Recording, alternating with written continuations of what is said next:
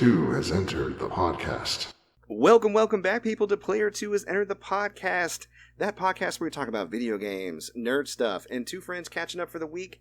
I am your co-host, Michael, a.k.a. MC Paperstacks, and with me, as always, is my co-host with the co-most, Derek, a.k.a. Full Metal Merc, and it's good to be back for another week. It certainly is. And what a momentous week it is, because with us this week, we have the infamous, the affable, the wonderful Jed Shaffer from the Gamer Parents Strategy Guide. Welcome, Jed. Woo! Thank you for having me on the podcast. I don't think I've ever been called any of the... Well, no, I may have been called infamous once or twice, but the other two are way too positive for my reputation. Well, I gotta say, after spending the last month or so listening to your show, I think that they are quite apt. I actually really dig your show. I love the concept. And I want to introduce you to our audience and get them on board with what it is you do. So, Jed, tell us the mission statement of the Gamer Parent Strategy Guide. What is it? Who is it for? What platforms is it provided on? The Gamer Parent Strategy Guide, I came about the idea because I'm a parent. I'm 44, tail end of Gen X, and I've got 3 boys, 2 15-year-olds and a 9-year-old. I know my generation, we didn't grow up with parents as gamers.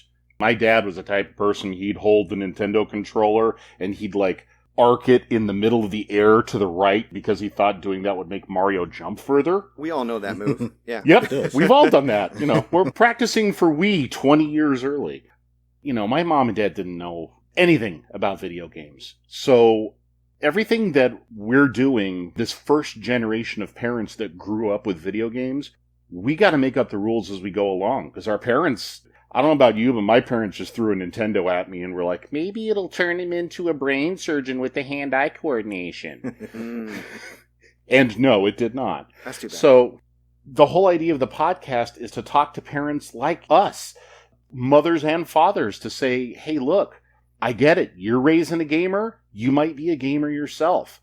You're kind of fumbling through the dark here. You don't know what you're doing. There's a million different things that gaming has evolved into since we were kids, and a million different issues that our kids are going to be facing, that we're facing as parents, that we're facing as spouses, that we have to kind of suss out as we go along. That's what the Gamer Parent Strategy Guide is all about. It's taking these topics, taking these issues. Sometimes it's lighthearted stuff like sharing the TV with your spouse because you want to play games and your spouse wants to watch whatever they want to watch. But sometimes it's something more serious like guarding your kids against microtransactions or gaming addiction. It's talking about those issues in a real way to say, hey, look, parents, this is the issue. I'm a gamer. I'm a parent. I'm not some stuffed shirt lawyer. I'm not a senator. I'm not someone who's never even seen an Xbox before. I have the frontline experience. Let me share it with you. All of us, regardless of vocation or where we come from, we have an agenda.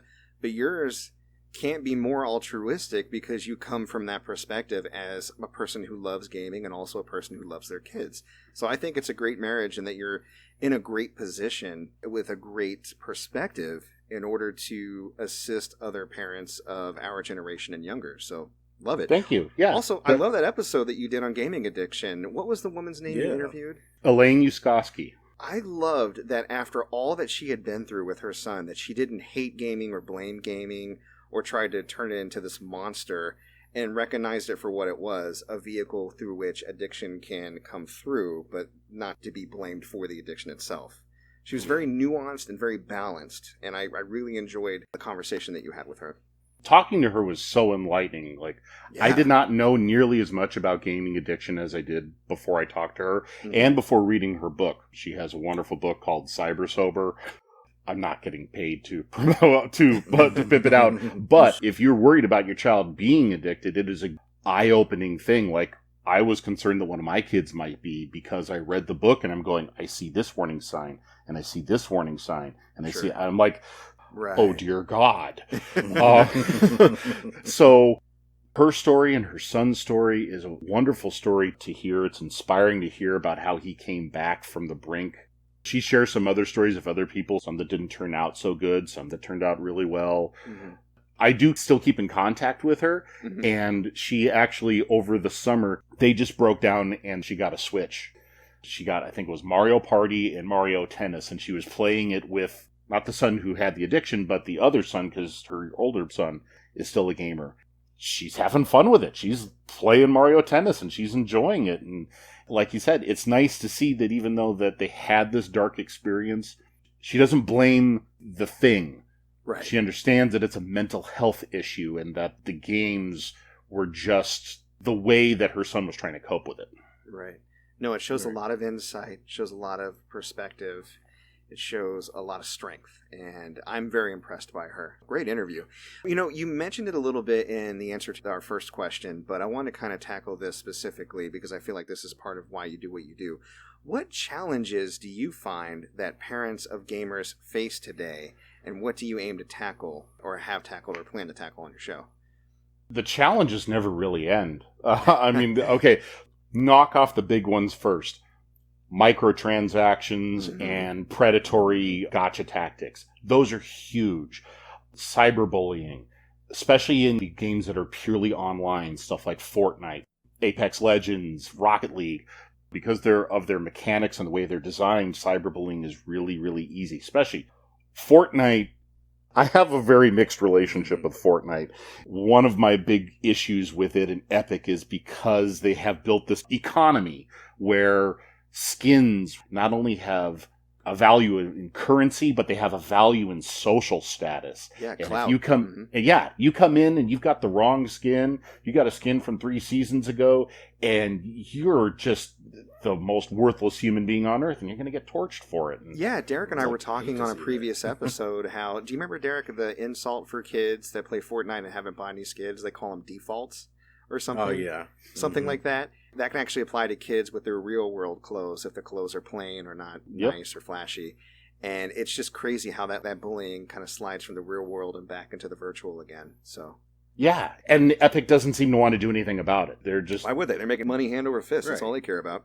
Right. As long as the money keeps rolling in, they couldn't care less. Mm-hmm. But there are other smaller issues, things that we almost take for granted because it just kind of came natural to us, like, what is the right age to create your kid's first account on a gaming system? You know, is it 6? Is it 8? Is it 10? Depends on their temperament. Maybe it depends on the system that you've got. Are you going to share a system with them for a while until they're old enough and mature enough to handle having a video game system? Are you going to set time limits? Have a sub-account and have them strictly governed that the system kill switches itself at a certain time? Having access to playing online at all, depending on the age. What system is the right system for your kid? That's just tip of the iceberg. How about being a spouse? Sharing a console with another gamer spouse, or sharing the TV when your spouse doesn't play video games. Mm-hmm. There's so many different landmines that we encounter as parents because of it, and because the technology keeps changing. Looking ahead, there's a couple of topics that I'd like to do. One of them is cloud gaming. Is stuff like Game Pass and Amazon's service that I can't think of. Oh, man, we love Game Pass here on Player 2, yeah. I'll tell you. Yeah. But is it worth it? Mm-hmm. There are different angles to take. I don't have Game Pass. I don't have an Xbox. So I don't have a horse in the race. Mm-hmm. But there are different arguments to be made about whether or not it's worth it because of the mechanics of games coming and going. Sure. And how digital ownership, things getting delisted and things disappearing, what that does for gaming history.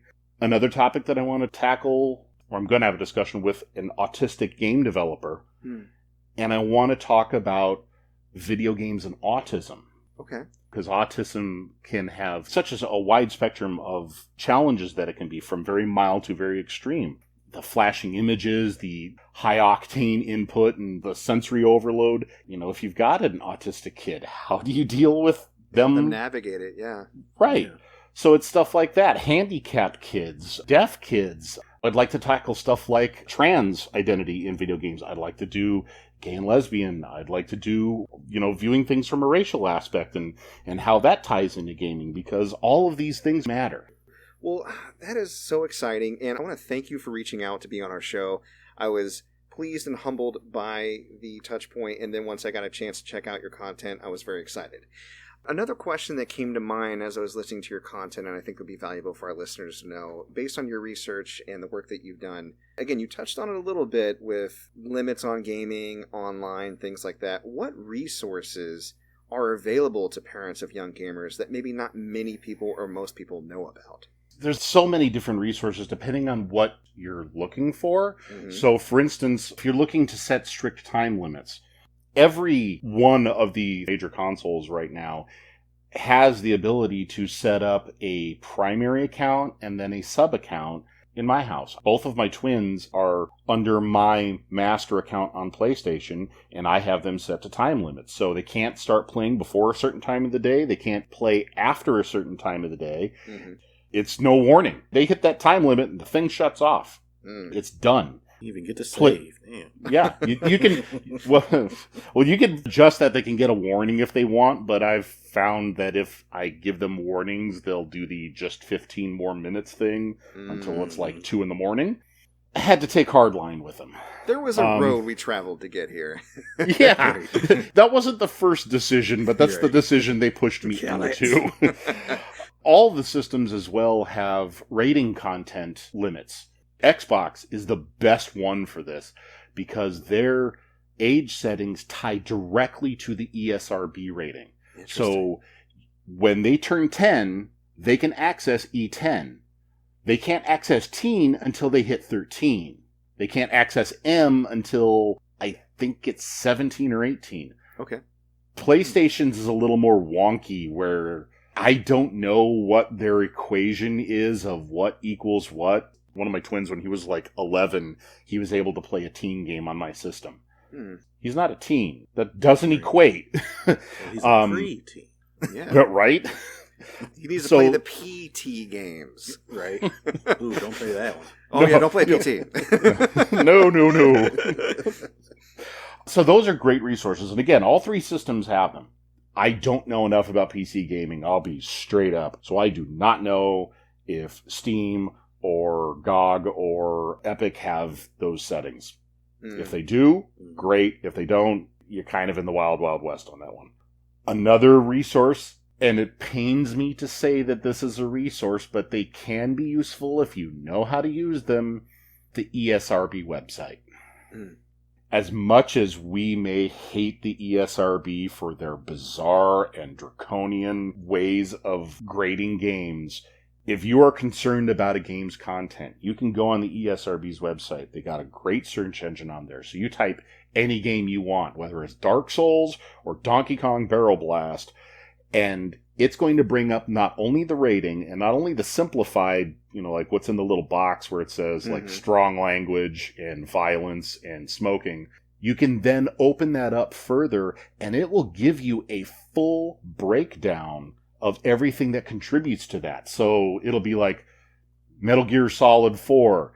Snake is equipped with cigarettes during the game and can be used in the following ways. Finds beer at this level, ... and so on. So it lists everything out explicitly. So if you are really concerned about content, you're on the borderline of, hey, I don't know if that game is quite right for my kids, you can look it up and see exactly what's in the game. That's good to know. I think it's important that people know, too, that the ESRB is not here to be our friend. Just like HR at your company is not here to be your friend. It's there for the companies, whereas the ESRB is there to cover the asses of game developers against, potential legislation. I mean, you think about it. It was literally created in response to parents' backlash to Mortal Kombat, right? Right, yeah. So, once you know the history and why it exists, and you approach it with that knowledge in mind, that helps you navigate it a little bit better. But I agree with you. Some of the stuff, you've talked about on your show before, what makes a teen game from one end of the spectrum to the other is pretty wide, and it changes over time, almost like the movie ratings have changed over time. You look at a PG movie, or PG, I only think PG-13 existed at a certain point in time, but a PG movie from the 80s, way different than a PG movie from today. Oh, yeah. Got away with a lot more stuff. Oh, yeah. So, All right, well, let me ask you just overall, of the columns that you've written, of the episodes that you've done, any standouts or favorites that you have? Anything that you really enjoyed that you did with either the podcast or your column? For the podcast, I'd say the 2 episodes that were the most gratifying, the most educational for me was the gaming addiction episode and the episode about trans and trans representation. Those just really opened my eyes to a lot of things, and I'm already an ally. I'm already very strongly supportive of LGBTQ equality, but even still, you can still kind of have blind spots. Of course. And in that interview, was Eli Mendoza was his name. I discovered some blind spots of my own, and went, oh wow, I need to change the way that I think about that, or change the way that I talk about that. So those were very, very educational for me, and I was really happy to do those. On the column side, I have to say, as much as I have a complicated relationship with the game, it's the week-long diary that I spent playing Fortnite. Yep, I thought that would be it. You learned a lot doing that, I noticed. Yes. If I strip away the baggage and just look at the gameplay, it's a functional, logical, easy to get the hold of game. Fun. I mean, it's fine. I'm not an online gamer, but I get the attraction of it. It was easy to pick up and play. I get why kids play it. Totally. Yeah. Once you throw in all the baggage.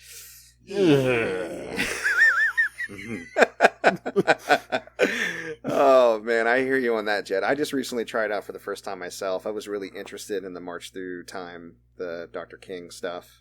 And wow, man, we could talk all day about Fortnite. So let's set that one aside.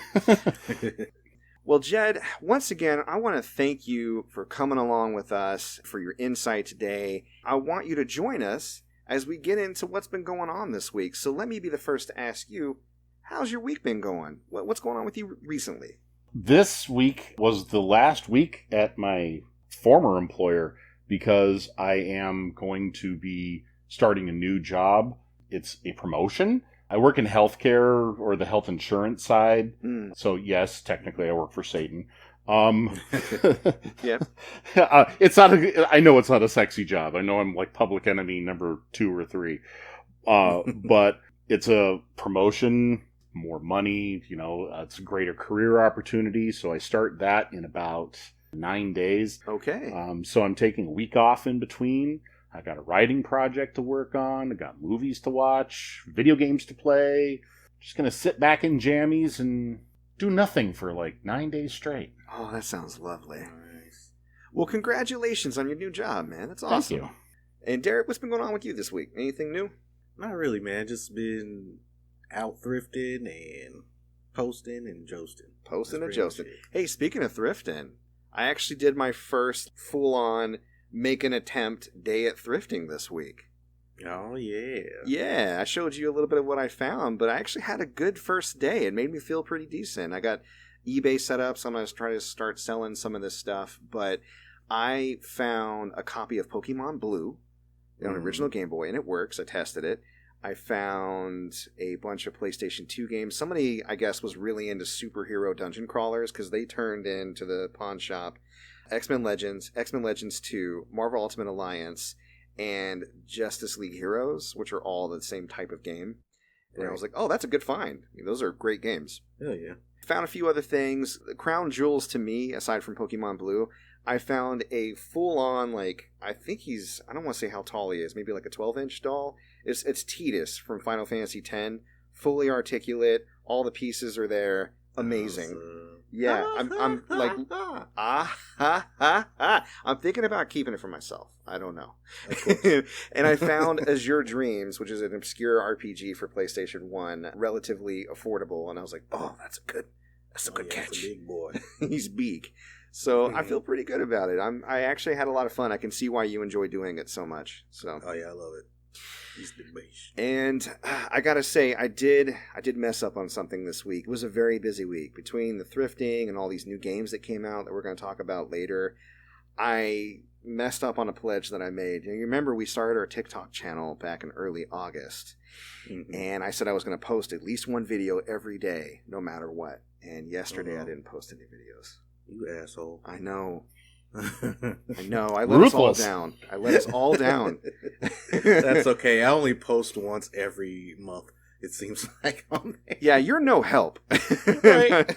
No, but when you do post, they're great. So don't worry about it. But no, today I ended up posting like 3, I think, to make up for it, including an unboxing of the Shin Megami Tensei 5 Special Edition, which is a pretty nice. So, all right. Well, with that said, let's get into the games that we've been playing this week. Jed, this week, what you playing? The 2 big games that I revolving around, because I got 2 that I just kind of poke at. The first one that I'm really obsessed with lately is Hades. Oh, so good. I did not expect to like Hades as much as I do. I played it for the first time, and I'm like, what's the big deal with this? Mm-hmm. Okay, it's cartoony, and the dialogue is a little bit Shakespearean. I'm like, I don't get why this is getting Game of the Year nominations and everything. And then I got a little further, and I get a little further, and I beat the first boss, and I'm all like, hey, wow, cool, I actually did something. And then I get the next weapon, and just with every time that I unlock something new, the hook got sunk in deeper and deeper. Mm-hmm. And that's how they get you. Oh, God, that game is so friggin' addictive. It's like I started another game before it, which I'll talk about in a minute. And then I picked up Hades shortly thereafter, and I started playing it, and I can't say I've forgotten about the other game, but I keep playing Hades more than the other one, and I don't mean to, because the other one's more story-driven. Mm-hmm. But Hades just keeps sucking me in, because it's just that one more run. I'm getting closer. It's 3 a.m. Oh, one more run. Oh, man. Come on, Hades. We can get there. Oh, no, it's the spear. That's the one that's got the bonus this time. That's my best weapon. Yep. Oh, exactly. I got to do it now. Oh, and the boons. The boons are just 7s all day. Let's go. Yes. Yep. Such an addictive game, though. I now understand, though, why it gets Game of the Year, or why it got Game of the Year all last year, because it's just so well put together. I cannot find a single fault with the game. Yeah, no, you ain't got to convince us. It was my number 2 game of the year for 2020, and it got beat out by nostalgia, because that was also the year that Final Fantasy VII Remake came out. And I was like, that's tough. Fair. All right, well, what else, man? So the other game that I'm trying to focus on is Control, which is... I can't even describe Control. It's so weird. It is wild, isn't it? It's like X-Files meets The Twilight Zone, right? Yeah. I like it, even though it seems bound and determined to keep the plot at arm's length. Yeah, how far am I? I was just playing it like right before we got on to record. I was Oh, that's why you were late. I get it. Derek does that to me all the time. Yeah, I was playing up till The Wire, and then my wife was busy in the office, so I don't even more. Oh, you're like, oh, honey, take your time. It's fine. I was like, I'm going to be on time. It's fun. It does drive me nuts, though. It's not a very polished game. Maybe it's because I'm running on an original PlayStation 4 and not a Pro, but like there's pop-ins sometimes. If you come out of pause and then try to move your character, whoa, that frame rate starts to look like a slideshow. Yeah, I think that's Remedy as the developer, I think, if I'm remembering correctly. Hopefully I'm saying that. Somebody can correct me if I'm not. I played, Alan Wake on the 360. Similar, like it's not as janky as, say, a Focus Interactive game. There's AAA games, there's indie games, and there are AA games, I like to call them. And I feel like Control and some of the games Remedy make, no shade against them because they make fantastic games. In fact, I think that they overcome any jank that they have because of how interesting and unique the games they put forth are. But I feel like I get a AA feel from Control, if that makes sense. Yeah, no, I won't argue that.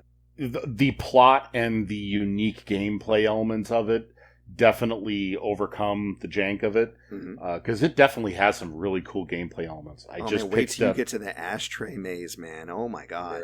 I peeked into it. I started to walk through it, and it just brought me right back to the start, and I'm like, okay, obviously this is not where I'm supposed to be at this point in time. Yeah. It's host to one of the better set pieces, so look forward to that later on. All right. Get access to it. Cool. All right.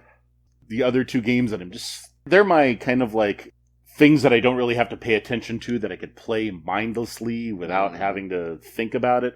One of them is Saints Row the 3rd Remastered. I love the Saints Row games. Saints Row 3 to me is the perfect Grand Theft Auto game. Really? To me, Oh, yeah. 2 would be the Two, perfect yeah, one. 2 is my absolute favorite. Yeah, I think 3 is where it started to get, the wackiness started to kind of overshadow to where nothing was wacky because everything was wacky, if that makes sense. Yeah, I can see that. And I have a friend who is the same way, who prefers 2 to 3. Mhm. I like 3 for it being so crazy over the top. Fair enough. 2 is still a great game. It's a solid open sandbox crime simulator. I just like the humor of 3 just a little bit more. 3 has some good set pieces that they really Isn't 3 the one that starts off with you robbing a bank? Yes. Yeah, and it You has... take the ball on the helicopter. Yeah, I was literally going to say, like, they incorporate their licensed music so well with their set pieces. The whole, like, Aerosmith bit. Yes. So, yeah, I feel you on that for sure. So yeah, I just restarted that. This will probably be like the 3rd time I've beaten the game once I'm done with it.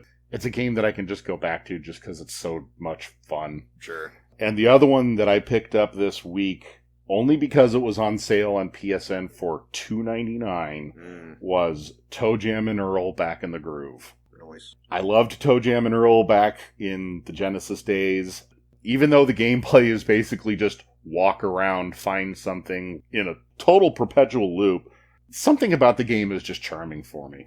How's the soundtrack on that one? It's definitely in the vein of the original. Mm-hmm. It's definitely got that kind of funk, bebopping feel to it, but it's more actual instruments as opposed to the MIDI chiptunes stuff of the original. It's pretty much the original game, just polished to animation style graphics and actual instruments. All right, fair enough. Yeah, like if you like the original, you're gonna like this. That sounds good. All right, Derek, well, what about you, man? What you get into this week? All right, so on Game Pass, I tried out a new game called Kill It With Fire. They just recently added it, and you're playing a character, you go into houses and buildings and businesses, and you're killing spiders. That's the whole gist of it, but the hook is that you get increasingly more ridiculous weapons to kill the spiders with. So at first, you got your clipboard. You're hitting them with a clipboard. Sure. And you get like a frying pan. And then you get a revolver. Why you went And straight then from you the pan get- to the revolver. Yeah. Not And a then you tissue, not some spray. Yeah, no. You get hairspray and a lighter. And you can get... Oh, what's the craziest thing I have? A lightsaber, A maybe? machine gun. Machine Literally gun. a machine gun. Yes. And you're like trying to shoot all these little spiders. You just walk around the areas and you pick up items to see if there are spiders on them. You can like turn them around and then a spider will be on it and then like swing.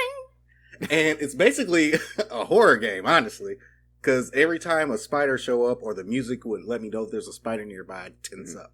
Yeah. I feel, oh God, there's a spider. One of those bastards.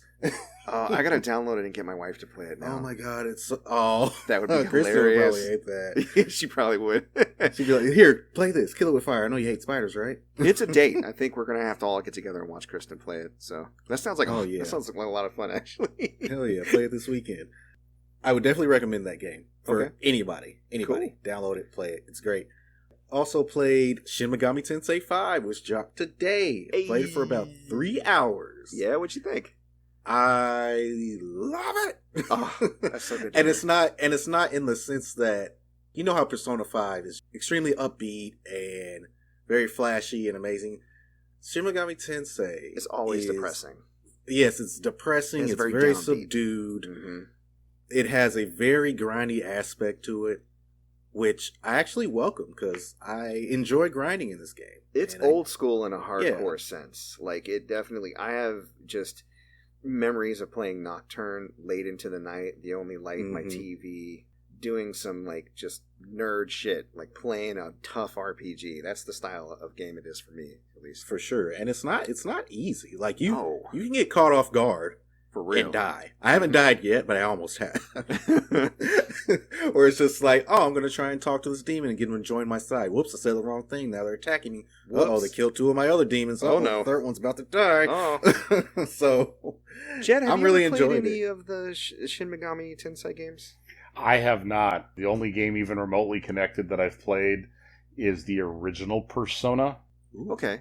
and I didn't even get that far into it. I've heard enough about Persona 5 that I know that I should probably check it out, but RPGs are just so hard to get into anymore just for the time sink. Yeah, Yeah. that's fair. And honestly, Persona 5, I think we said it before, Derek, it's probably one of the greatest JRPGs there is. Period. But if you're not into it as a genre to begin with, then yeah, I would approach it cautiously because it is a bit of a time sink. I think it's worthwhile experiencing. Maybe, I don't know, say if you have like 7, 8, possibly 9 days off, I would say go ahead and start it. Right. Interesting. I wonder. I might have that. That might be coming up.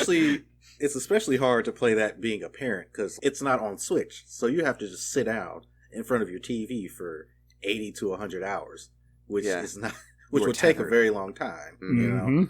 But that's why I like Shin Megami Tensei on the Switch, because I can just pop it off the dock and play it literally whenever.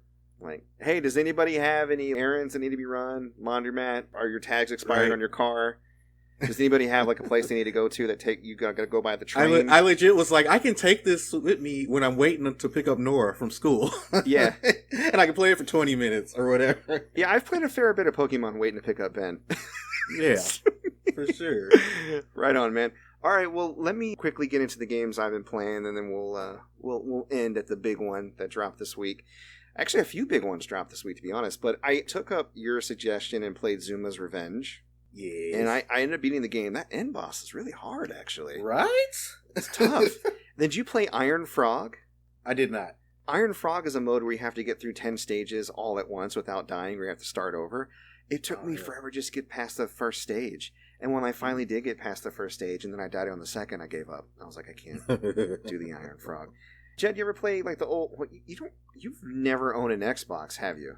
No. So I don't know if you know much about Xbox Live Arcade, but originally in 360, they were the go-to because they really, other than PC, of course, they really went in on indie games, and Zuma was one of the more popular indie games, and they came out with a sequel called Zuma's Revenge, and you may have seen it here and there just in the game sphere. It's one of those match threes, but you're shooting out like billiard balls out of a frog's mouth and matching colors, and they're all like on a track. And if the balls keep coming in and the track lengthens to the end, then you lose. But if you match, obviously, the line of balls will shrink. There are like certain power-ups and abilities that will enable your frog to make more of them disappear at once, stuff like that. So it's like a fun puzzle game. Very addictive, though. And it's on Game Pass, so I had a chance to check it out without having to pay for it. So that was cool. I continue to play Tales of Arise. I unlocked the fishing minigame, and it can go straight to hell. I did eventually figure it out, but it was one of those things. It takes a while. Yeah, well, Kisara was maddening. She was like, "You see, fishing's really easy." I was like, "You didn't catch a single fish in that tutorial. Right. Don't you tell me fishing is easy. We didn't catch a single fish." Anyways, I did figure it out. I think the problem was I sped through too many of the tutorial text and didn't realize that I needed to hold down X, and only when I'm like moving the fishing line against a tug and not like tap it the entire time. So I was constantly like making my line tense and snapping it on every single fish. Like, what am I doing? I did the same thing. Exact same thing. I need to read. That's my issue, I think. Kids, let's start reading together. Let's all read the things that we're supposed to read. Anyways, Haven was another game that you played on Game Pass that sounded interesting to me, and it's really sweet. Yeah. Haven is a game about a couple who, I guess the society they live in, they have arranged marriages, and they fell in love. They're like young, like early 20-somethings. And they decided to run away together. They had to hop on a spaceship and go like a whole galaxy away. They crash landed on this planet, and they're just trying to make things work together. It's very chill, very relaxed. It's the type of game you can sit back and play, kind of let your mind drift a bit. It's got a little bit of a kind of drama, I wouldn't say dating sim, but there is some dialogue between you and your loved one, and you can control either of them. And when you explore the world, you drift around, like you have these floaty gravity boots, and you're picking up energy. And I did get into the battles. They're actually interesting because everything you do in that game, you do as a unit. So even in battles, all the controls for the male character are on the directional pad. So up is subdue a creature, left and right are different types of attacks, bottom is shield. And then the face buttons on the right are to control the female companion. So the male and female, they both have their own controls. And they can do attacks in tandem eventually when they level up. And they level up by like sharing a drink back at their spaceship together and reflecting. It's actually super cute. It's really sweet, and I think it's a nice chill game, especially if you like exploration games, like, I mean, Jed, you mentioned on your show a few times, Flower, Journey, Abzu. Oh, yeah. With that, but a little bit more plot and a little bit more guidance, but still that kind of feel. You know what I'm saying? That's what Haven is. I really like it. It's a good game. I think I might be adding this to my wish list right now. Please do. Shoot me a message once you get into it. Let me know what you think. I think it might be right up your alley if you like those other games. So, I had a chance to play Forza Horizon 5. Ooh, So good. I'm not even like that big into racing games, but like, there's just something about Horizon. I've played the first one on 360, and then I played the fourth one when I first got my Series X. Forza Horizon 5, the set piece that they start you off with when you start the game, you're like driving down a volcano, and like they're dropping different cars out of this plane in different environments, and you're in Mexico, and they have every climate imaginable besides like ice, obviously. There's so much more emphasis on main story missions and set piece moments. Like you might be driving around ruins and taking pictures of jade or gold statues and dropping like archaeological study sites while you're driving around, doing tricks, jumping off of this and that and the other. It's wild and it's fun. I had a chance to play the multiplayer, and you basically do what's called a convoy, where you invite all of your friends into the same map. And then the convoy leader, which you can choose who you want that to be, it can be the person who originally started it, but then they can hand leadership to somebody else. They will set up the missions or the races that you guys decide to do. So they have like a battle royale thing, which has been on Horizon before, where a map will shrink a la Fortnite, and you have to drive around and pick up better and better cars. And then if you meet another car, you can honk at them to challenge them to a race. And whoever gets to the end point first gets to stay in the map, and the other person's eliminated. And between the off-road races and the rallies and all the other different types of game modes, there's like a ton to do. You can customize your card. I made a player too as under the podcast car. I made a Gamer Friends car. Yeah, I might put that up as today's episode picture because I'm pretty proud of it, to be honest. But no, it's been a lot of fun. It's a really great social game. And one of my friends, I think it was Big Nick, he was making a joke when we were playing it on the first day. Well, the first day it came out. They had already been playing it because they bought the special edition. But he was like, how many people do you think have already driven on every road? and inside I was like, I'm doing that. I did that. Because like when you gamify something like giving me points for like driving on every single road in the map, that's what I want to go do, right?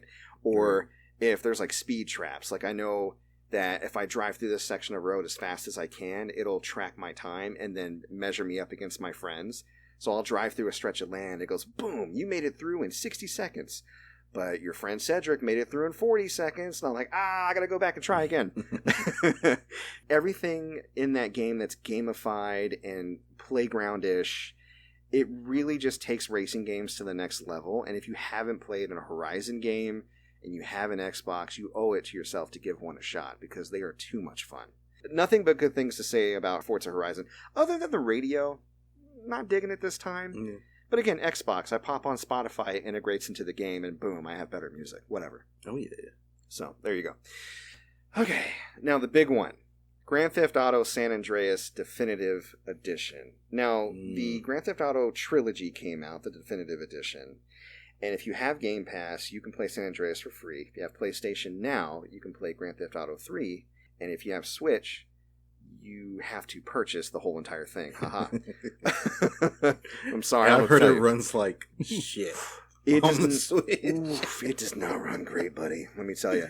There are a lot of problems with this game, but I'm going to let you go because you were going to start to talk about it earlier. So what are your impressions? My main thing is the character models. The character models, at least for San Andreas, do not look great. They still look like basically PS2 upscales.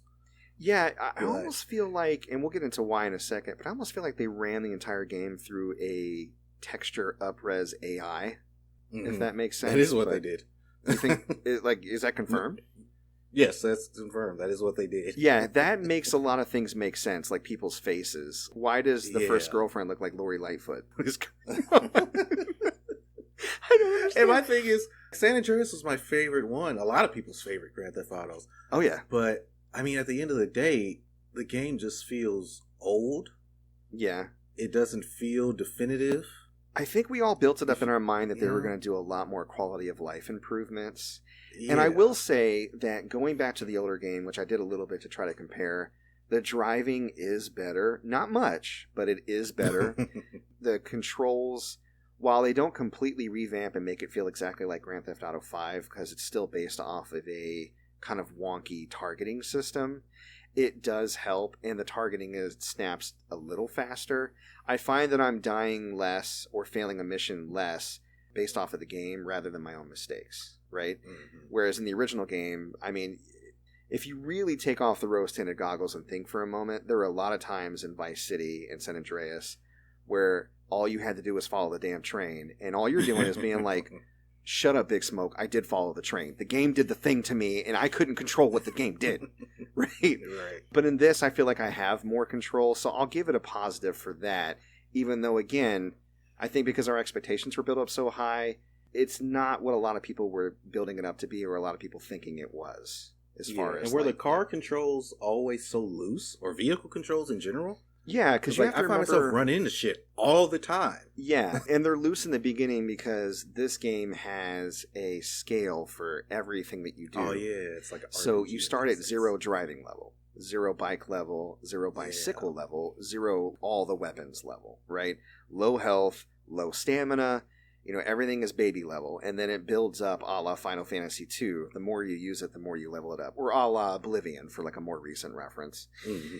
Which, not the greatest mechanic in the world, because you can kind of exploit it in different ways, but there are also different missions you can do to overcome that.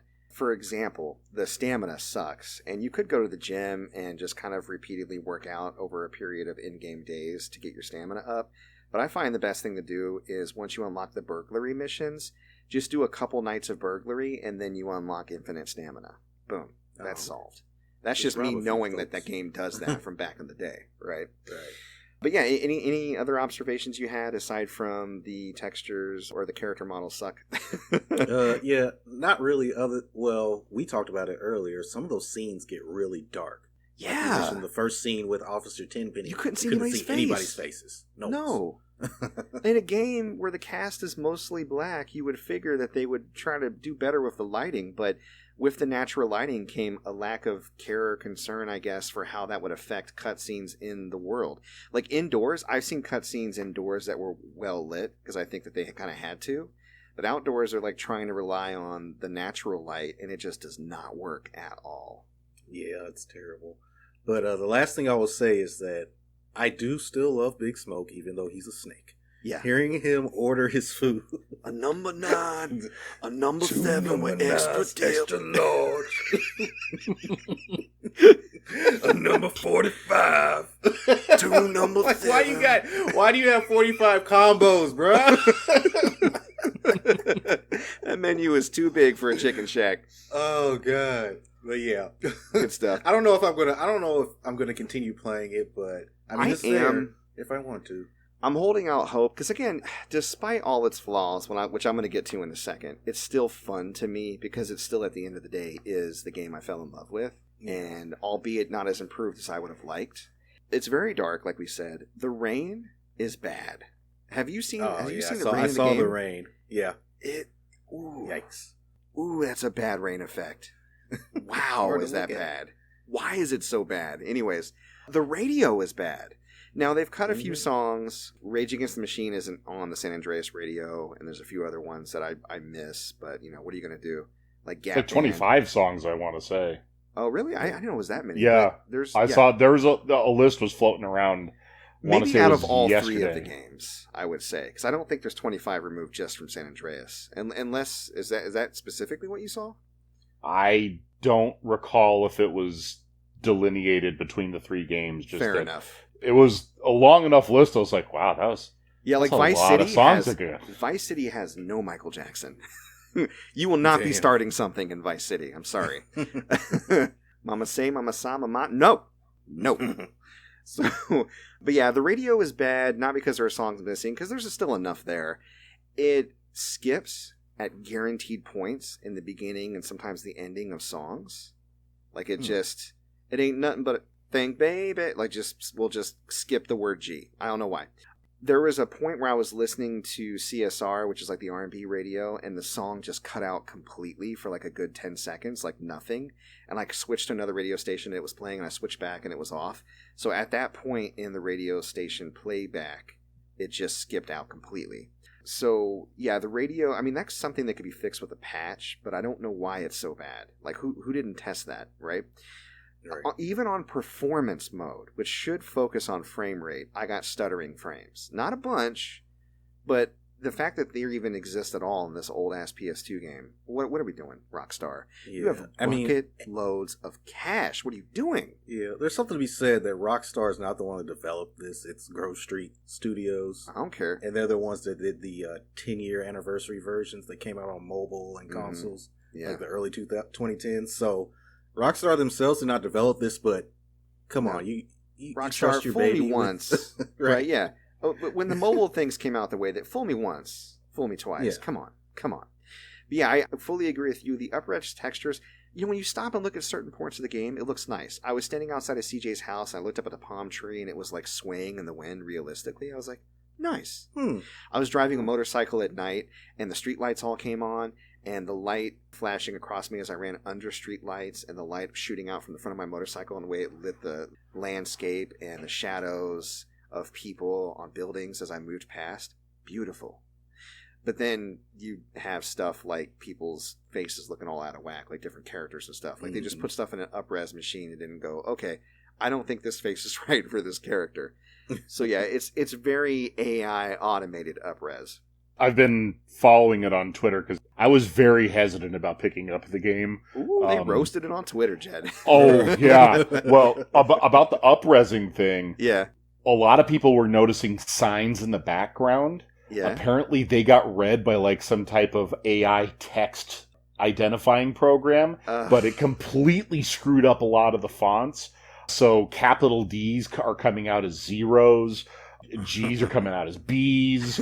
Also, it's not like in big things like the fast food signs or anything, but you're in the subway and there's a placard on the wall that warns you about not getting too close to the tracker, something like that. And there's just enough garbled text. The letters are now a lot clearer, but they're the wrong letters.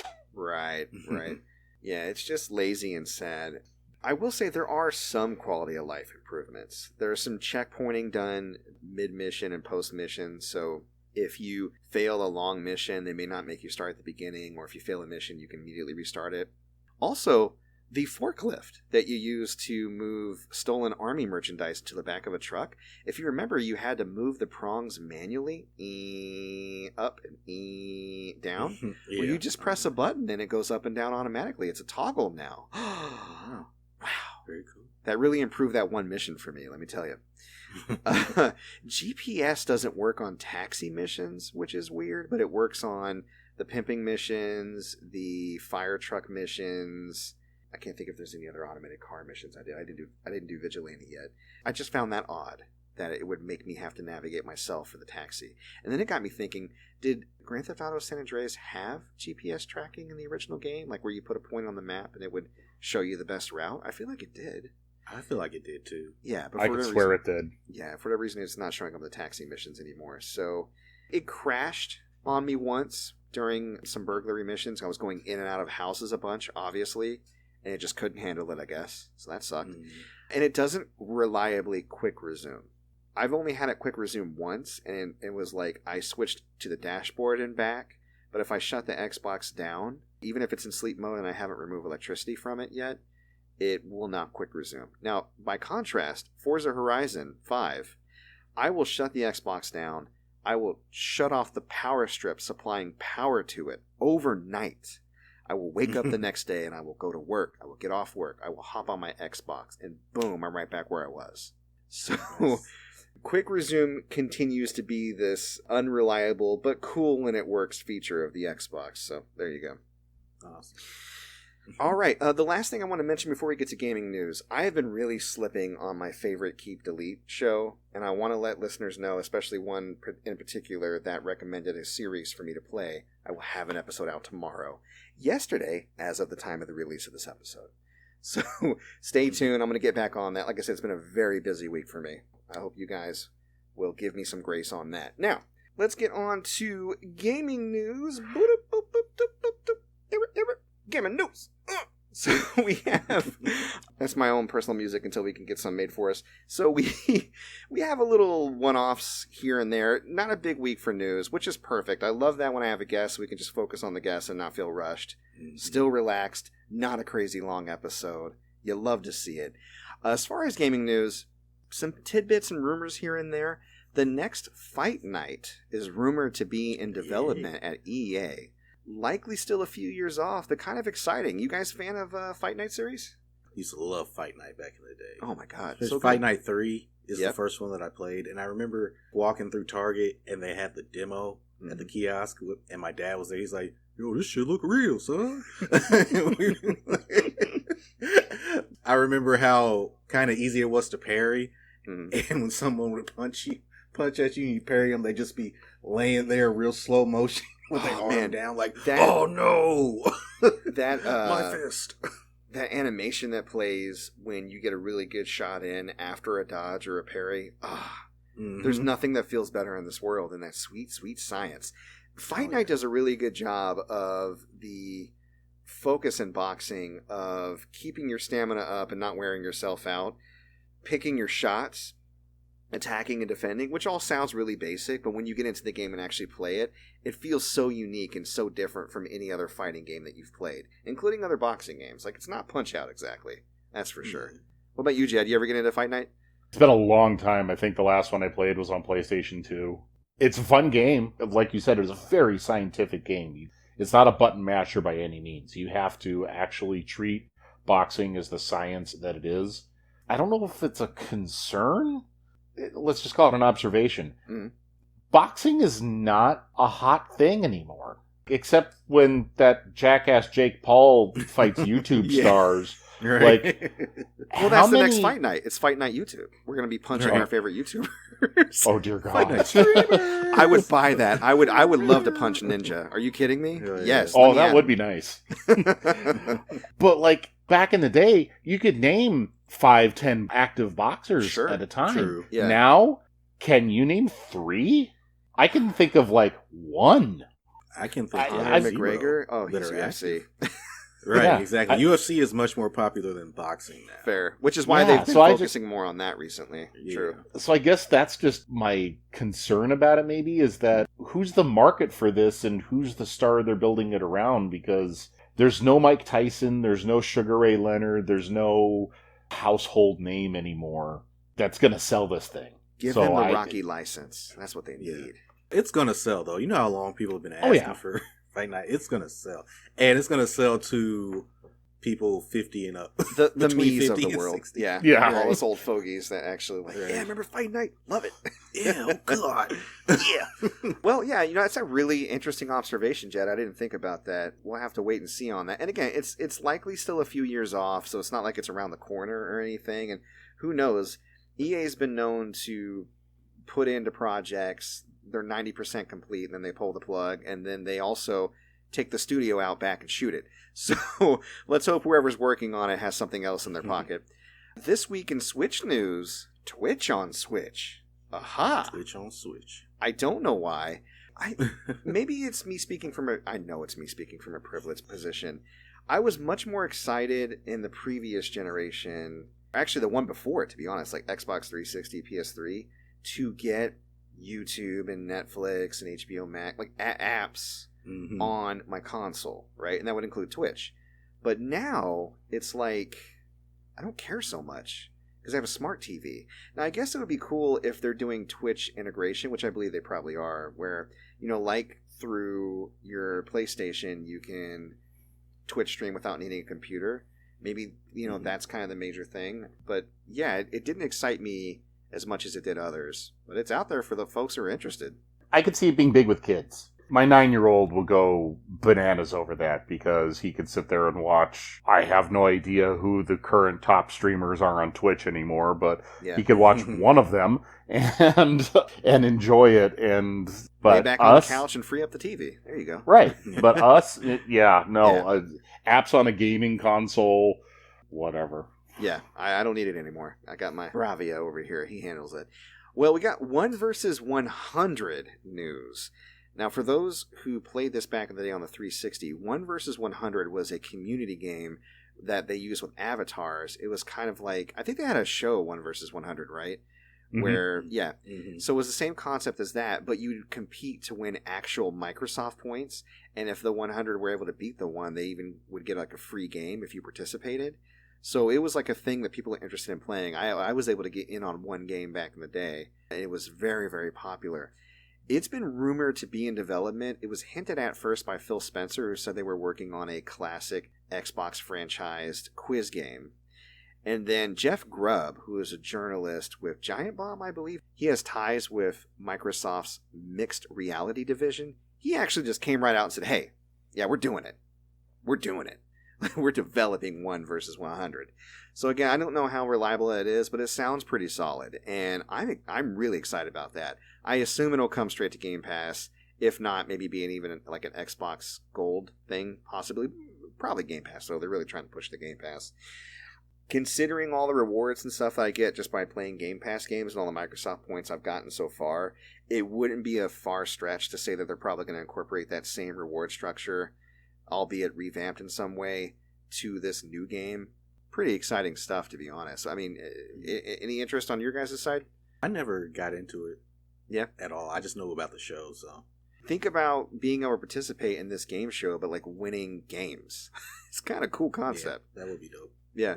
Yeah, it's a cool idea. I mean, I don't have Game Pass or an Xbox, but if I did, that would be, even just for the fun of 1 versus 100, because I loved the show. I thought it was a great take on a trivia game. So for sure. Just playing it would be just fun. And the idea of getting online currency or free games out of it, that's bonus. There you go. All right, let me run through the rest of the news here. Tiny Tina Assault on Dragon's Keep, which is the DLC for Borderlands 2 that introduced Tiny Tina, where they played bunkers and badasses. That got a surprise re-release on the PlayStation 5 and Xbox Series X this week, ahead of the Wonderland release, which is happening early next year. It cost $10 on consoles. It also dropped on PC via Epic for free, and it'll remain free until November 16th. So if you're on PC, it might be good to grab it there. I think it's just Gearbox's way of introducing Tiny Tina and getting some hype up with some already established content ahead of Wonderland, which I think is an excellent idea, to be honest. Yeah. Kind of a cool way to get a little standalone chunk of Borderlands 2 if you want it. Speaking of long-form fantasy RPGs, we got some good news and some bad news in regards to Skyrim 10th anniversary. Uh-oh. The bad news is that it did not come to Game Pass this week. It released on the 11th, and it costs gamers $20 to upgrade their Xbox One Special Edition, or $50 as a standalone release on either system. Now, I believe you can probably do $20 to upgrade on Special Edition on PlayStation 4, I believe. I don't see why they wouldn't do that. The good news is, for Xbox Series X and S owners, you can upgrade your Skyrim Special Edition, which you have access to via Game Pass, to include some of the Creation Club content for free in the form of the introduction of Survival Mode and the fishing, and that will not require the new anniversary version of the game. And that automatically updated. Like, I have Skyrim Special Edition on my Series X, and I watched it update on the 11th. I was like, oh, cool. All right. Sounds good to me. I think that's odd considering Microsoft owns Bethesda and they put all their other first-party stuff up day one on Game Pass. I don't know what the idea is behind taking a game that's already 10 years old and then, like, gatekeeping it behind a paywall. Maybe they're experimenting here to see if people will actually grab it. I'm good with Special Edition. I don't need the 10th anniversary if you got to make me pay that much money for it. So whatever. Stop re-releasing Skyrim. Yeah, we will never stop. They've found a way to combine the metaphors of beating a dead horse and putting lipstick on a pig.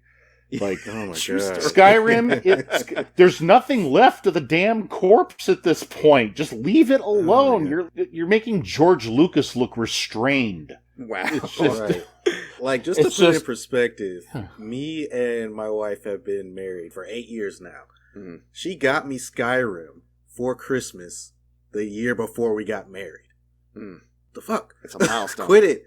That's a long ass time. But, okay, devil's advocate. I hear you guys. I understand where you're coming from. But have you played Skyrim lately? every time you go back to it, you remember it's the greatest effing game of all time. Like, it's so good. Oh my God. Why is it so good? Every time I play it, I'm like, God, this game is good. Why is it good? I'm not going to say it's timeless, and I'm not going to say that it's the game the most deserving of this treatment. There are other games you could argue for that type of status, but it's one of the games most deserving of this treatment. Like, it's legit decent. It's a game that I don't know if I could ever finish. And yet, every time I come back, I have a good time. I've never went back to Skyrim. Well, I regret coming back here. I always had a good time. I gotta say that. Yeah, no. I'm tired of seeing it. I don't care. Yeah, I'm with you, man. Not convinced, at this guys. point, I'm expecting Skyrim to be released on my damn dishwasher. Like, right. it just... Oh, it has. That and GTA 5. Like, oh, yeah, well, no. one, you know what? And to be fair, every time you think about all the re-releases of GTA 5 and Skyrim, all you can think about is, okay, but where's the sixth one, guys? Exactly. Where's 6? Mm-hmm. What's going on? A lot of people are on Twitter. You mentioned Twitter earlier, Jed. They're like, hey, do you want Grand Theft Auto 6? Don't buy the definitive edition. Right. Don't support this. Right. Stop them. Exactly. Save them from themselves. They're sick of our bullshit. I guess we better put out 6. Our name is in the mud. They've been having it ready. Right. They're like, oh yeah, we'll go ahead and stealth drop it on a 2. Could you imagine? Stealth dropping it on a Tuesday. Could you imagine the stealth drop of Grand Theft Auto 6? I would die. Oh my God.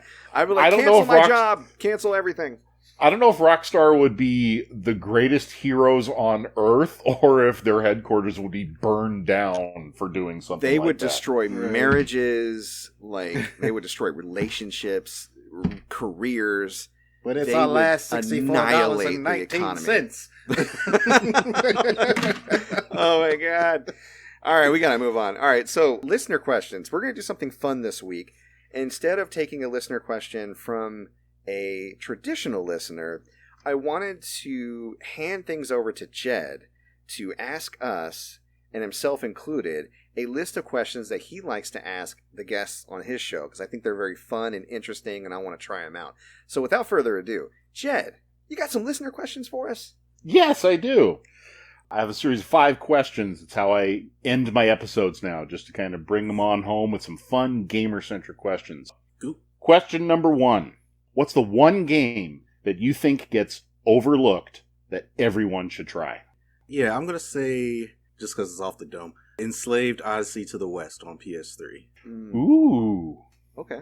Yeah, that is an incredibly good action adventure game with a great combat system. It looks gorgeous, at least it did when I played it on the PS3 and the Xbox 360. I just remember like the soundtrack being great, the bosses being awesome, the relationship between the two characters. I also remember it had one of the most batshit crazy endings of a game like that ever, with the greatest cameo in a video game ever.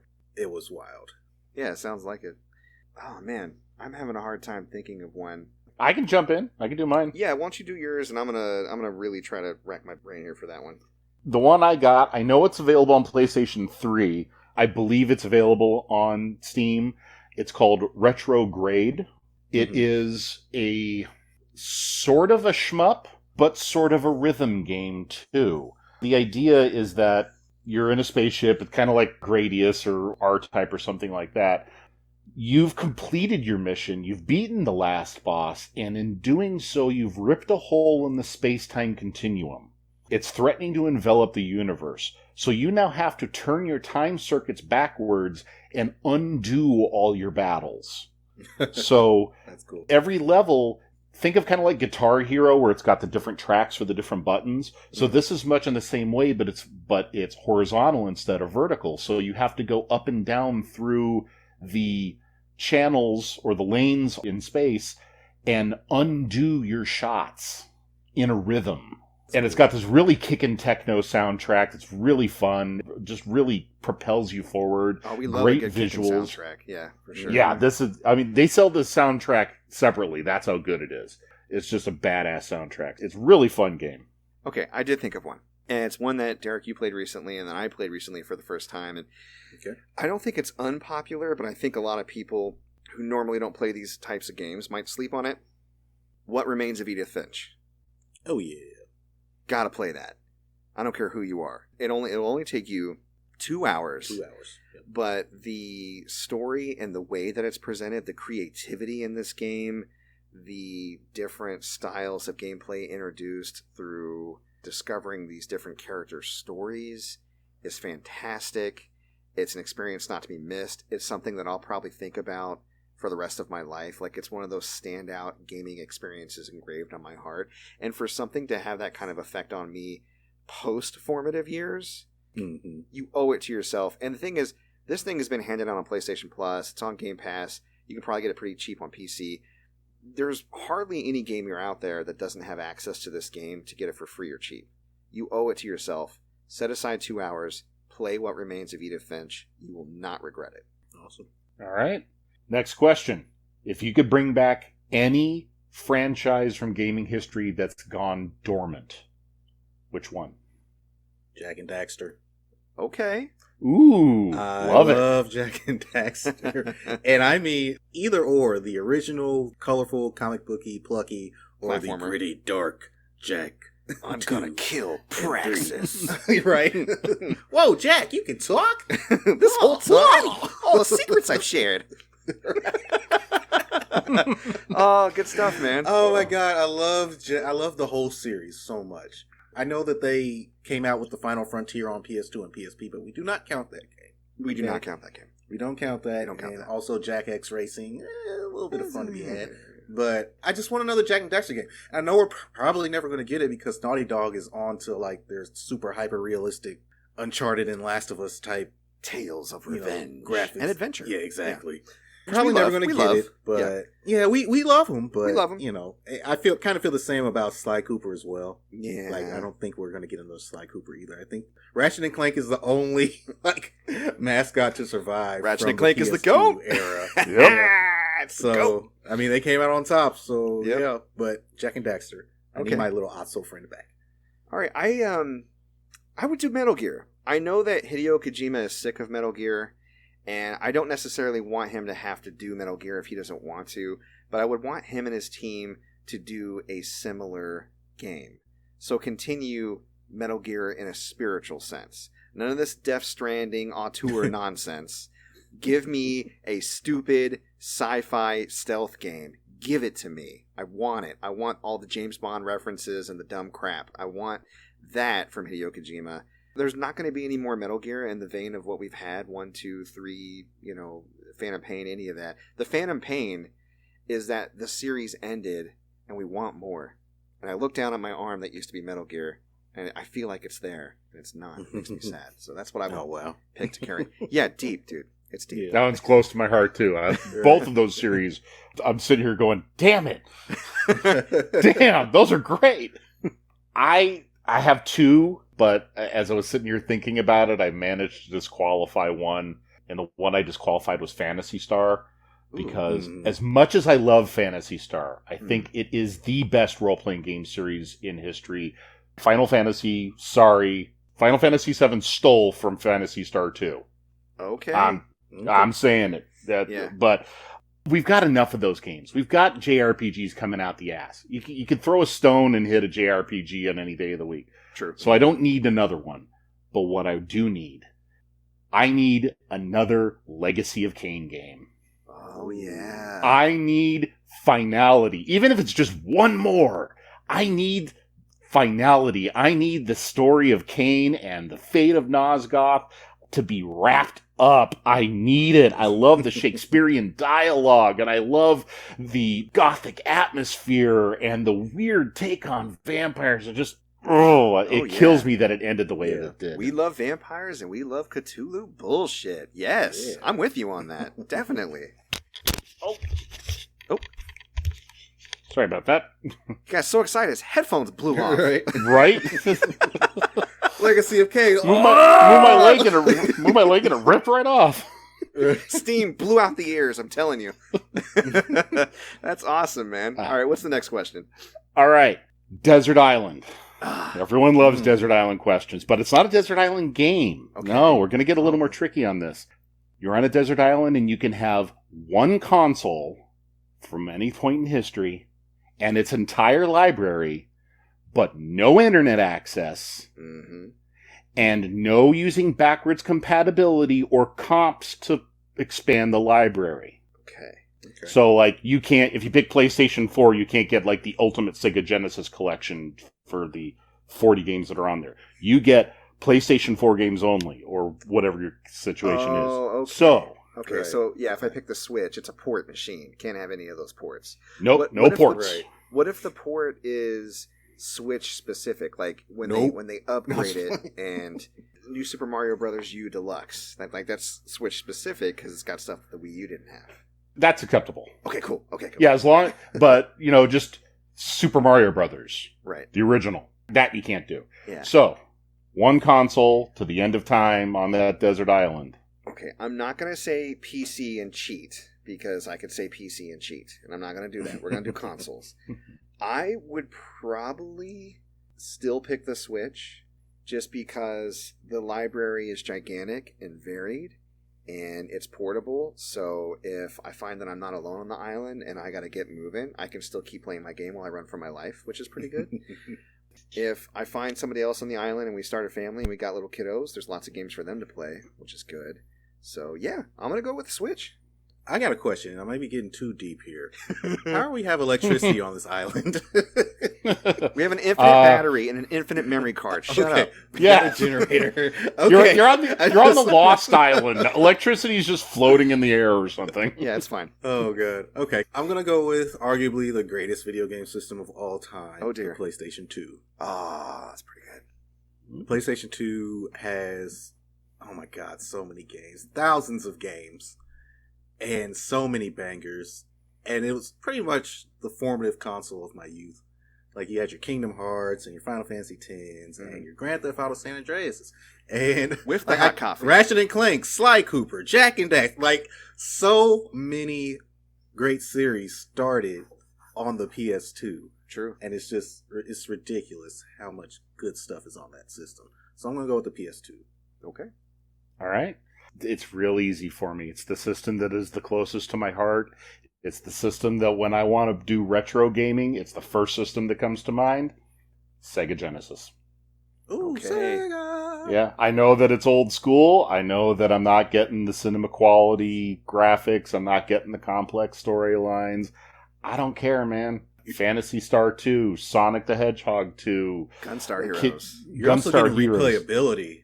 Yep. Out the ass. Like, yeah. Kid Chameleon, try to go through all 190 friggin' levels or whatever it is.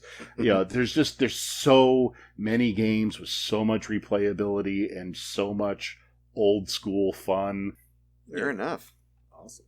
Love it. All right. Next question. If you had to do a gaming marathon for 24 hours, one game, 24 hours straight with reasonable breaks, what game? I'm going to go first because I feel like Mike would say this before me. So I'm going to say Hades. I feel like Hades is the first game in a long time that I could feel myself just straight going through back to back to back and actually being able to beat it within that time span. Because I think I have about 21, 22 hours into it right now. I still haven't beaten it. So I'm thinking 24 hours straight, I could do Hades. Okay. All right.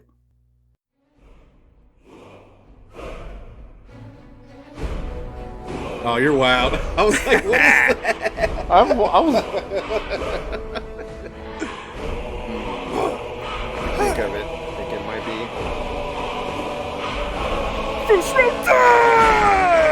I would do Skyrim. Are you kidding me? I would do Skyrim. We were just talking about it. I would never be able to finish it. There'd be a million different side quests and different dungeons to go into. All right. I would go with Diablo 3. That's a good choice. I like the Hades idea. My one thing that would hold me back from Hades is there's not enough variation in the character itself. And being able to do wizard versus necromancer versus demon hunter versus barbarian, the different character classes are different play styles. Doing that, whether it's the story and going through that multiple times or doing the bounties and the greater rifts and stuff like that. Just the variance in play style. That'd keep me engaged for a long time. Last question. A little more philosophical. What's your favorite thing about being a gamer? You want me to go first, or you want to go first? Yeah, you go ahead. Okay, all right.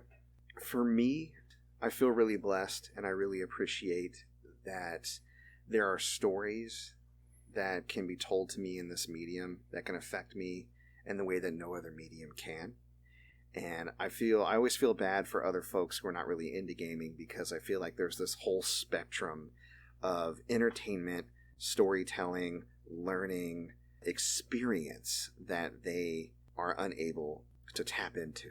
There's things that get close, right? But video games is such a tactile marriage of what you get from a movie, what you get from music, what you get from a book, what you get from an activity. It's that interactive experience. There are certain stories that the best medium for them and the best way to experience them, a callback to one of the earlier questions, What Remains of Edith Finch, I think is best told via video game for what they were trying to accomplish. I think you could probably do it in movie form. It would not have near the same effect. And I just feel so happy and so blessed that I am in that world and I get to experience that. And that there are barriers for gaming for a lot of people, and those barriers do not exist for me. So I just feel privileged in that aspect. Right. All right. No, I want to copy yours. No, I mean, my favorite thing about being a gamer is basically the same thing, like being able to experience all these different stories and the feeling that I can literally never get tired of gaming. Yeah. Like, as long as I live, I'm going to be gaming until I'm a grandfather, a great-grandfather, as long as my hands still work, or if there's some sort of device I can use with my mouth to still play games at that point. Like, it's a never-ending stream of joy that I'm able to partake in. And like you said, there's so many varied stories, so many beautiful things about gaming that people that aren't into it can never know. The never-ending stream of joy. I'm going to call it a never-ending stream of joy. I love that. Yes. That's beautiful. Yeah. That is. And as soon as I said it, I was like, that sounds kind of, but... No, that was from the heart. I love it. Yeah. I just love being a gamer. I love gaming. I love everything about video games. Even some of the bad stuff, because we get to talk shit about that, right? Oh, yeah. There's gaming drama for sure. Oh, right. Yeah. Your whole episode on Scott Cawthon, loved it. Yeah. I just love how I can wrap my whole identity in video. No, I'm just kidding. It's all I am as a gamer. I just love it. Yeah. Love it. Capital G, TM. Yeah. Nothing bad about that. No, nothing at all. So you stole my idea too. I was going to say about the story and the narrative and the fact that you're in control of them and everything. So rather than repeat what you said, I'm going to say the way that video games as a medium have created a community like no other medium has. Mm. You go to movies, for instance. You know, I'm a huge horror movie fan. Horror movies are my favorite genre by far.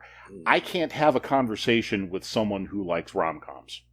We're on two completely different wavelengths. One of my favorite bands is Pearl Jam. If your favorite artist is Jay-Z, we can't have a conversation. We're on two different wavelengths. But video games, it doesn't matter what games you play. You play games, and they all have something in common. They all have that interactivity, and they all have that drive to, whether it's single player and you're driven to see more of the story, solve the puzzle, save the princess, whatever it may be, or whether it's multiplayer and you're being competitive or it's cooperative.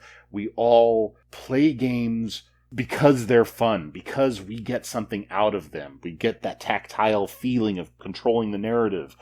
We can all share that regardless of what game that we play. And you just can't find that in the same way with any other type of fandom. Excellent. Beautiful. Amazing. Love it. And yeah, I mean, I'm glad I did get to go first, because I feel like it's not a unique thought to have. I think it's a universal experience we all just kind of know and feel, that privilege of being a gamer. And it is a privilege. So I love it, and I love talking about it, and I love the fact that you came on the show with us, Jed. And what a perfect end to the show that would be. But we got one more segment. Maybe I should switch the order. But before we go, I want to check in with you guys just to see what you're feeling. So, Derek, my good friend, this week, what you feeling? I am feeling a Netflix movie by the name of The Harder They Fall. It is a black Western that stars Jonathan Majors, Idris Elba, Regina King, Lakeith Stanfield, Zazie sold. Beetz. Yeah, exactly. Like it's basically if someone else besides Quentin Tarantino made a Western. All right. The action is balls to the wall. The dialogue is great. It's funny. So it kind of It's reminds you of a Quentin Tarantino film? Yeah, it definitely reminds me of a Quentin Tarantino movie, but there's not interesting. There's like, you know how Quentin loves to get away with the N-word Oh, yeah, I know. in his movies? Mhm. Yeah, there's literally like no instance of it in this movie, and it's an all-black cast. And it's still provocative like Quentin. Exactly. Wow. Yeah, so God, you're selling me on this movie. yeah, it's really dope. I'm not gonna lie. I watched it. Me and Vicky literally watched it over like 3 days because we just kept having to break it up. But you know how some movies, if you break them up too much, you just I don't know if I feel like finishing that movie. Mm-hmm. This movie every day I was like, no, we gotta watch even just 10 minutes of it. We have to watch it because we need to get to the end of this. And it was really fun.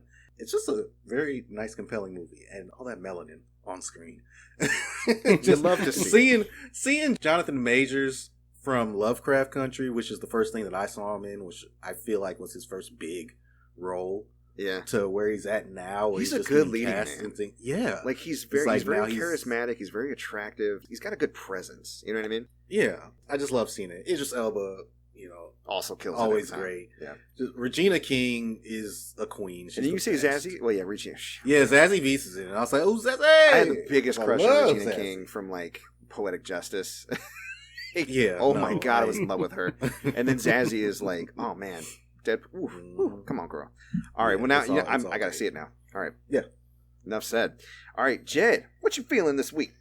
I am feeling a new book that I just started. It's called The Final Girl Support Group. If you're a horror movie fan, especially a slasher movie fan of the 80s, the idea of this is it centers around a bunch of final girls, the survivors of these slasher movie style massacres. Oh, And like Nancy from Nightmare on Elm Street. Yeah. Okay.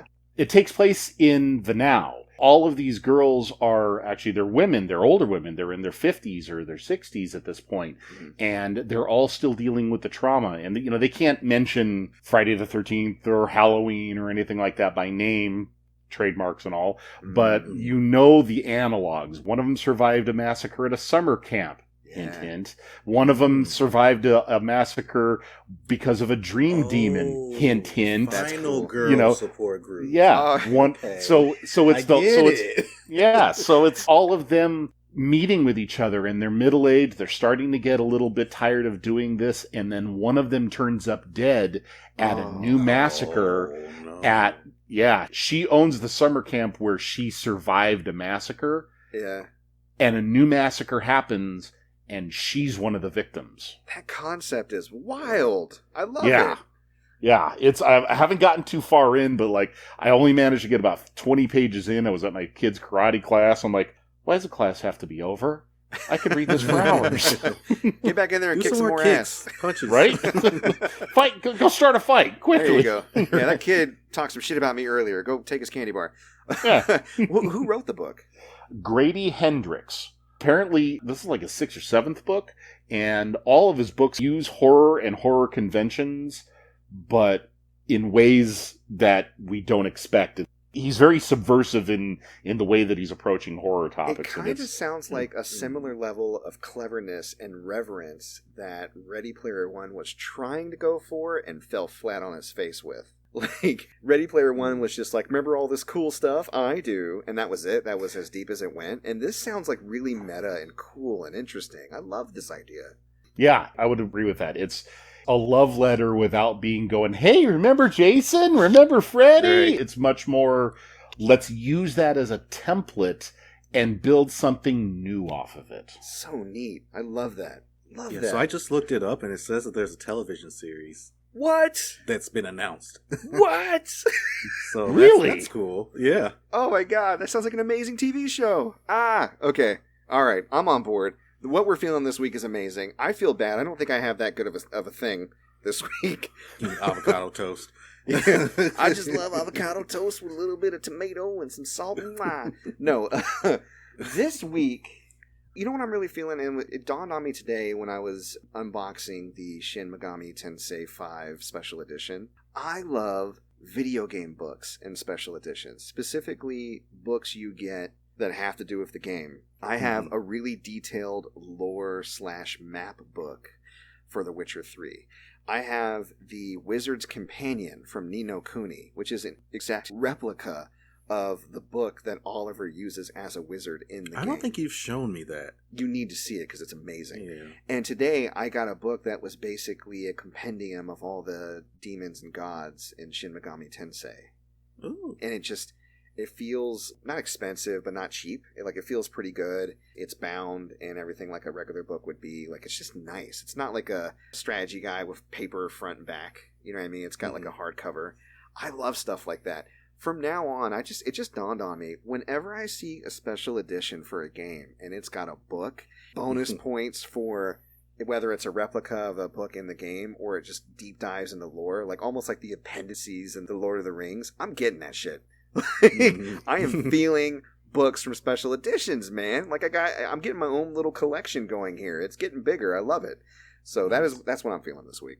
Cool. Yeah. All right, well, we're going to take a quick break to give love to our sponsor, Anchor, but we will be right back. Please stick around because we're going to let you know where you can find Jed in his fantastic column in podcast. See you soon. And we're back.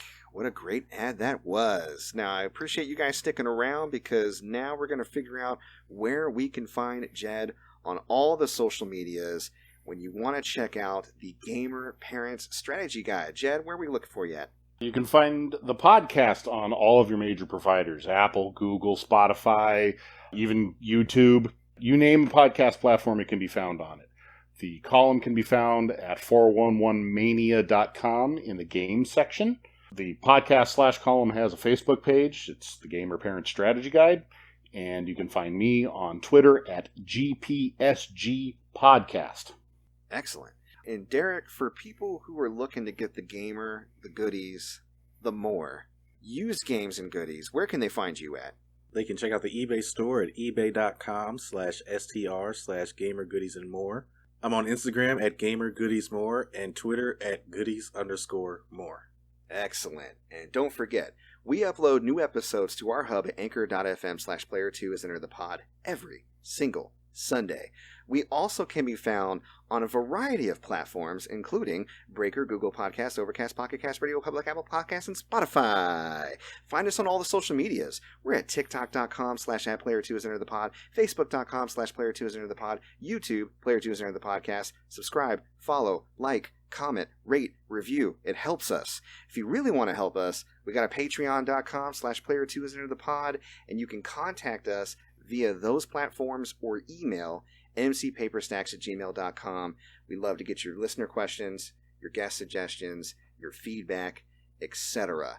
You want to find me personally, I'm on Twitter at MikePetersonAL. I'm Twitch streaming at twitch.tv/mcpaperstacks. Right now, just sticking in on Fridays, 10 p.m. Eastern.